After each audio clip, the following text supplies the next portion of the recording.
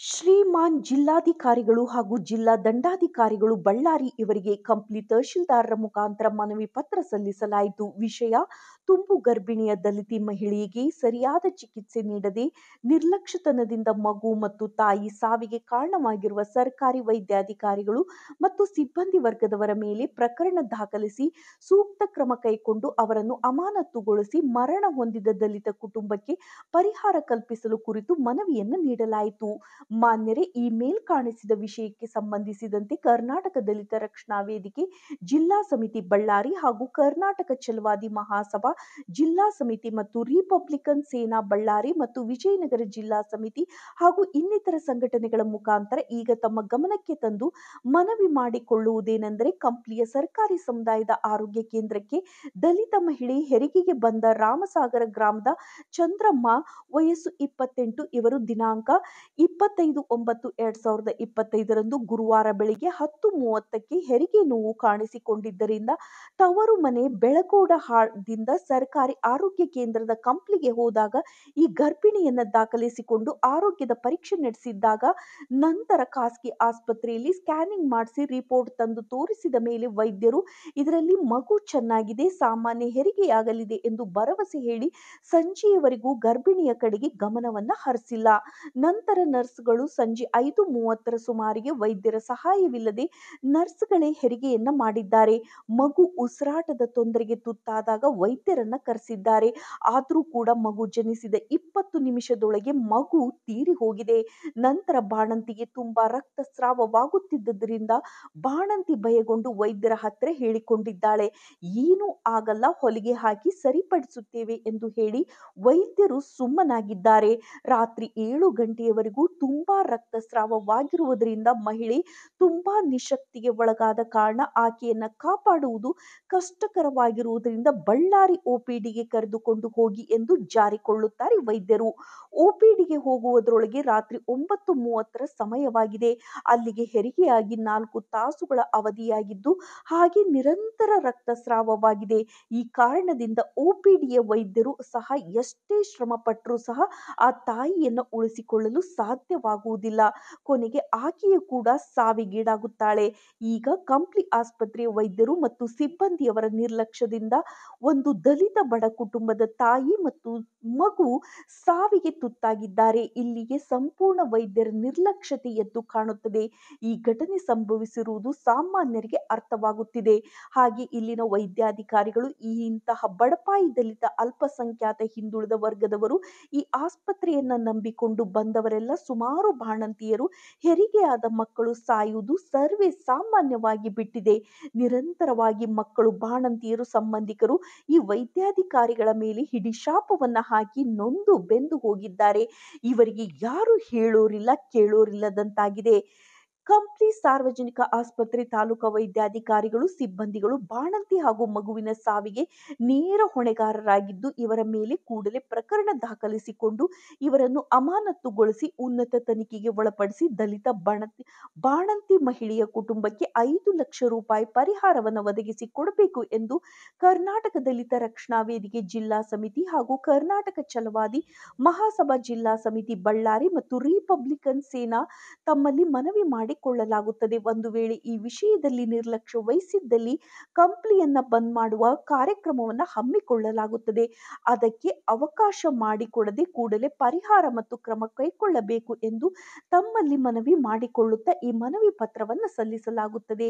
ಈ ಸಂದರ್ಭದಲ್ಲಿ ಕೆ. ಶಂಕರ್ ನಂದಿಹಾಳ್, ಜಿಲ್ಲಾ ಪ್ರಧಾನ ಕಾರ್ಯದರ್ಶಿ, ಕರ್ನಾಟಕ ದಲಿತ ರಕ್ಷಣಾ ವೇದಿಕೆ ಬಳ್ಳಾರಿ, ಶ್ರೀ ಹೊನ್ನಾಳಪ್ಪ ವಡ್ಡು, ಜಿಲ್ಲಾಧ್ಯಕ್ಷರು, ಕರ್ನಾಟಕ ರಿಪಬ್ಲಿಕನ್ ಸೇನಾ ಬಳ್ಳಾರಿ, ಸಿ. ಶಿವಕುಮಾರ್, ಜಿಲ್ಲಾ ಅಧ್ಯಕ್ಷರು, ಛಲವಾದಿ ಮಹಾಸಭಾ ಬಳ್ಳಾರಿ, ಶ್ರೀ ಹನುಮೇಶ್ ಕಟ್ಟಿಮನಿ, ಜಿಲ್ಲಾ ಕಾರ್ಯಾಧ್ಯಕ್ಷರು, ಕರ್ನಾಟಕ ದಲಿತ ರಕ್ಷಣಾ ವೇದಿಕೆ ಬಳ್ಳಾರಿ, ಛಲವಾದಿ ಲೋಕೇಶ್ ಕಪ್ಪಗಲ್, ಜಿಲ್ಲಾ ಪ್ರಧಾನ ಕಾರ್ಯದರ್ಶಿ, ಛಲವಾದಿ ಮಹಾಸಭಾ ವೆಂಕಟೇಶ್ ಸುಗನಹಳ್ಳಿ, ಜಿಲ್ಲಾಧ್ಯಕ್ಷರು, ಕರ್ನಾಟಕ ರಿಪಬ್ಲಿಕನ್ ಸೇನಾ ವಿಜಯನಗರ, ಮಾನಯ್ಯ ಬಿ. ಗೋನಾಳ್, ಜಿಲ್ಲಾ ಉಪಾಧ್ಯಕ್ಷರು, ಛಲವಾದಿ ಮಹಾಸಭಾ ಬಳ್ಳಾರಿ, ರಾಮಯ್ಯ ಕಂಪ್ಲಿ, ದಲಿತ ಮುಖಂಡರು, ಸೋಮು ವಕೀಲರು, ದಲಿತ ಯುವ ಮುಖಂಡರು, ಮಲ್ಲಿಕಾರ್ಜುನ್ ಬೈಲೂರು, ದಸಂಸ ಭೀಮವಾದ, ಆರ್. ಮೋಹನ್ ರಾಜ್ ಬಣ, ಟಿ. ಶೇಷಪ್ಪ, ಛಲವಾದಿ ಮುಖಂಡರು ಬಳ್ಳಾರಿ ಚನ್ನಪ್ಪ ಕಂಪ್ಲಿ, ಛಲವಾದಿ ಯುವ ಮುಖಂಡರು ಮಲ್ಲಿಕಾರ್ಜುನ್ ಬಿ ಗೋನಾಳ್, ಛಲವಾದಿ ಮುಖಂಡರು ಲಕ್ಷ್ಮೀಕಾಂತ್ ಸುಗುನಹಳ್ಳಿ, ದಲಿತ ಯುವ ಮುಖಂಡರು, ವಿವಿಧ ಸಂಘಟನೆಗಳ ಮುಖಂಡರು, ಸುಮಾರು ದಲಿತರು, ದಲಿತ ಮಹಿಳೆಯರು ಭಾಗವಹಿಸಿದ್ದರು.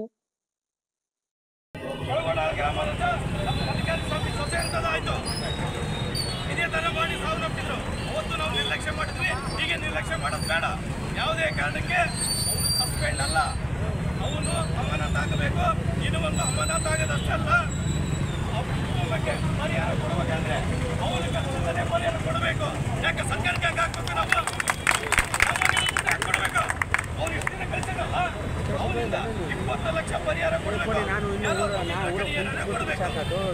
ಇಷ್ಟು ದಿನ ಮಾಡಿದಿಲ್ಲ ಕಲೆಕ್ಷನ್ ಮಾಡಿ ಬಿಲ್ಡಿಂಗ್ ಕಟ್ಟೋದಲ್ಲ. ನೀನು ಇಲ್ಲಿ ಸಸ್ಪೆಂಡ್ ಆಗಬೇಕು, ಇಲ್ಲಿ 20 ಲಕ್ಷ ಪರಿಹಾರ ಕೊಡಬೇಕು. ಇವತ್ತೇನು ಚಂದ್ರ ಮಾತುಕತೆ, ಇದು ಮುಂದೆ ನಮ್ಮ ಕಂಪ್ಲಿ ಗ್ರಾಮದಲ್ಲಿ ಯಾವುದೇ ರೀತಿ ಈ ಥರ ಅನಾಹುತ ಆಗಬಾರ್ದು. ಇವತ್ತೇನು ಭಾಳ ದಿನಕ್ಕೆ ಇಷ್ಟು ಎಚ್ಚೆತ್ಕೊಂಡು ನಾವು, ಯಾಕೆಂದರೆ ಇಷ್ಟು ವರ್ಷ ಇಷ್ಟು ಸಾವು ನೋವಾದರೆ ಎಚ್ಚೆತ್ಕೊಂಡಿಲ್ಲ. ಇವತ್ತು ಚಂದ್ರಮ್ಮನ ಉದ್ದೇಶದಿಂದ ಇವತ್ತೆಲ್ಲ ಸೇರಿದ್ದೀವಿ. ಇದಕ್ಕೆ ಒಂದು ಅಂತ್ಯ ಆಗಬೇಕು. ಈಗಿಂತ ನಾವು ಮನೆ ಬಂದ್ವಿ ಹೋದ್ವಿ ಅನ್ನೋದು ಆಗಬಾರ್ದು. ದಯವಿಟ್ಟು ಇವತ್ತು ಅಮಾನತ್ ಆಗಬೇಕು, ಪರಿಹಾರ ಅವ್ನ ಕಡೆಯಿಂದ ಕೊಡಿಸ್ಬೇಕು ಅಂತ ಹೇಳ್ತಾ ಇವತ್ತು ನನಗೆ ಮಾತಾಡೋಕ್ಕೆ ಅವಕಾಶ ಕೊಟ್ಟಂತ ಎಲ್ಲರಿಗೂ ಧನ್ಯವಾದಗಳು. ಉದ್ದೇಶಪೂರ್ವಕವಾಗಿ ಅಂತ ನಾವು ಯಾವತ್ತೂ ಹೇಳ್ತಾ ಇಲ್ಲ. ನಾವು ಸರಿಯಾಗಿ ಒಂದು ಇಷ್ಟಪಟ್ಟಿದ್ದೆ ನಮ್ಮ ಅಕ್ಕ ಬದುಕಿದ್ರು, ಮಗು ಬದುಕಿತ್ತು.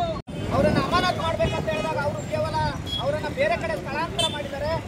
ಒಬ್ಬ ವೈದ್ಯರನ್ನ ಅಥವಾ ಯಾವುದೇ ಒಬ್ಬ ಸರ್ಕಾರಿ ವೈದ್ಯರನ್ನ, ಸರ್ಕಾರಿ ಅಧಿಕಾರಿಗಳನ್ನ ಒಂದು ಸ್ಥಳದಿಂದ ಇನ್ನೊಂದು ಸ್ಥಳಕ್ಕೆ ಕೆಲಸ ಮಾಡೋಕ್ಕೆ ಹೋಗಿದ್ದಾರೆ. ಅವ್ರಿಗೆ ಶಿಕ್ಷೆ ಪ್ರಕಟ ಮಾಡೋಕ್ಕೆ ಹೋಗಿದ್ದಾರೆ.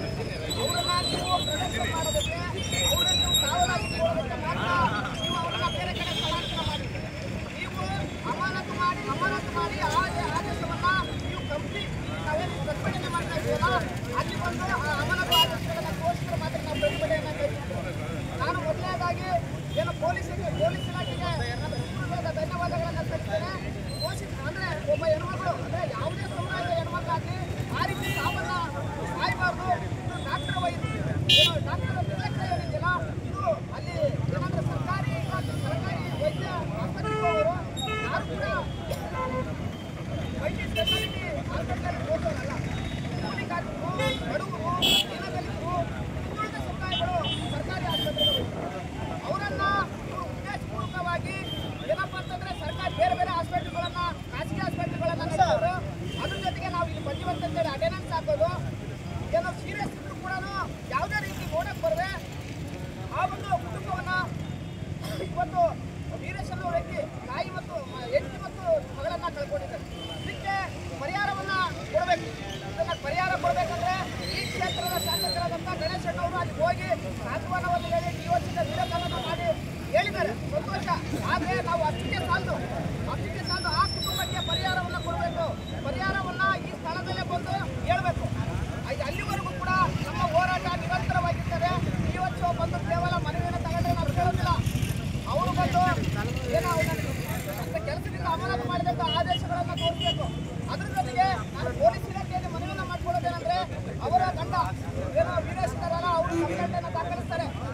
ಅವ್ರದ್ದು ಕಂಪ್ಲೇಂಟನ್ನು ದಾಖಲಿಸಿ ಅವ್ರ ಮೇಲೆ ಏನೋ ನರ್ಸ್ ಮತ್ತು ವೈದ್ಯರಿದ್ದಾರಲ್ಲ ಅವ್ರ ಮೇಲೆ ಪ್ರಕರಣ ದಾಖಲಿಸಿ, ಏನೋ ಕಾಜಾಬೇನ್ ನೆಗ್ಲಿಜೆನ್ಸಿ ಇದೆಲ್ಲ, ಡೆತ್ ನೆಗ್ಲಿಜೆನ್ಸಿ, ಅದನ್ನ ನಾವು BNS ಆ್ಯಕ್ಟಲ್ಲಿ 106 ಅಲ್ಲಿ ಅವ್ರನ್ನ FIR ಮಾಡಿ ಅವ್ರನ್ನ FIR ಕಾಪಿ ತಗೊಂಬಂದು ನಮಗೆ ತೋರಿಸ್ಬೇಕು. ಅವ್ರನ್ನ ನಾವು ಕಂಪ್ಲೇಂಟ್ದಾರ ಯಾರಿದ್ದಾರೆ ಅವ್ರ ಹಸ್ಬೆಂಡ್ನ ನಾವು ಸ್ಟೇಷನ್ಗೆ ಕಳಿಸ್ಕೊಡ್ತೀವಿ. ಅವ್ರ ಮೇಲೆ FIR ಆಗಬೇಕು. ನಾವು ಇಲ್ಲಿ ಮನವಿಯನ್ನು ಕೊಡೋದಕ್ಕೆ ಸುಮ್ಮನೆ ಫೋಟೋ ಪೋಸ್ಟ್ ಕೊಡೋದಕ್ಕೆ ಬಂದಿಲ್ಲ, ನ್ಯಾಯ ಕೇಳೋದಕ್ಕೆ ಬಂದಿದ್ರೆ ಅದು ನ್ಯಾಯವನ್ನ ನೀವು ಇಲಾಖೆಯವರು ಅವರ ಸಂಬಂಧಪಟ್ಟಂತ ನಾವೊಂದು ಅಧಿಕಾರಿಗಳ ಗಮನಕ್ಕೆ ತಂದು ನಮಗೆ ನ್ಯಾಯವನ್ನು ಕೊಡಿಸಬೇಕಂತ ನಾವು ಕೇಳ್ಬೇಕು.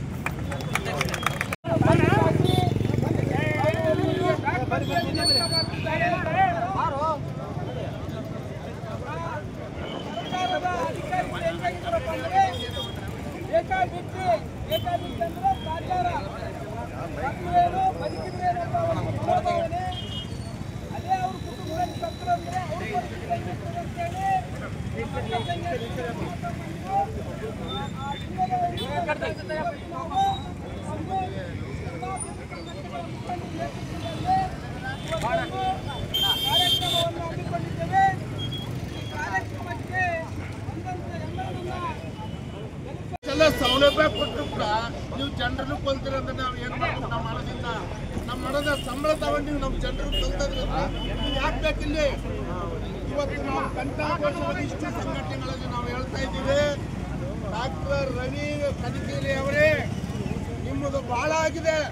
ಇಲ್ಲಿರ್ತಕ್ಕಂಥ ಎಲ್ಲ ಗೌರ್ಮೆಂಟ್ ತಮ್ಮ ಸಪ್ರೇಟ್ ಕ್ಲಿನಿಕ್ಗಳನ್ನು ಮುಚ್ಚಿಕೊಂಡು ನೀವು ಗೌರ್ಮೆಂಟ್ ಆಸ್ಪತ್ರೆಯಲ್ಲಿ ಕೆಲಸ ಮಾಡಂಗಿದ್ರೆ ಗೌರ್ಮೆಂಟಲ್ಲಿ ಇರ್ರಿ, ಇಲ್ಲ ಅಂದರೆ ರಾಜೀನಾಮೆ ಕೊಟ್ಟು ಹೋಗ್ತಾರೆ. ಇನ್ನು ಬಹಳ ಜನ ಇದ್ದಾರೆ, ಎಷ್ಟೋ ಮಂದಿ MBBS ಆಗಿ MD ಆಗಿ ಎಷ್ಟೋ ಜನ ಕಾಯ್ಕೊಂಡು ಕೂತಿದ್ದಾರೆ.